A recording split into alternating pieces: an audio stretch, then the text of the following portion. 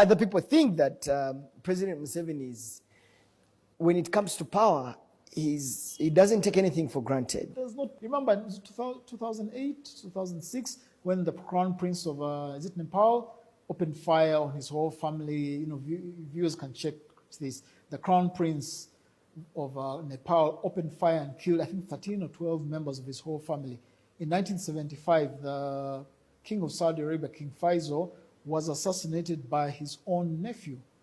And the way, you know, this Kanye West way that Moses has been behaving, if a person is writing all these erratic tweets and whatnot, you just don't know what happens. A source tells me, even when he's going to be the president, he's disarmed.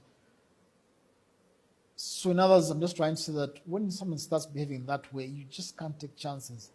So Crown Prince of Nepal, King Faisal, assassinated by his own nephew inside the palace. These things happen in families.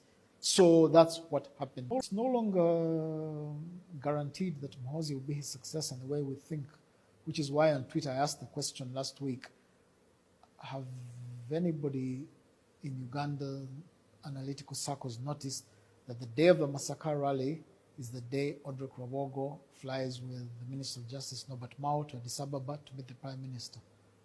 Now, once again, if you know Uganda, Norbert Mao taking a message from President Museveni to Prime Minister Abiy of Ethiopia is understandable. But why Odrek? He's not a member of the cabinet, he's not a member of the government. But as explained earlier, in Museveni world, it's not the title that you have. It is a true reporting power to him. So, as I said sarcastically on Twitter, it really was a trip of Odrek to Addis Ababa. But since you can't appear among foreign capitals without any title, I mean, who are you in the structure? In some of these serious countries, it's government to government, official to official. So to disguise the fact that it really was Odrek, Norbert Mao goes to accompany Odrek, but appearing like head of delegation. Why have I brought up the Odrek case? It is, there are two balloons being put up by the first family, which to me is the true Uganda government and the true UPDF High Command. Two balloons are being floated to test which of them flies best, and that's the balloon they might decide on to be the successor. One balloon is Muhoozi Kainerugaba, and the other balloon is Odrek Rwabogo.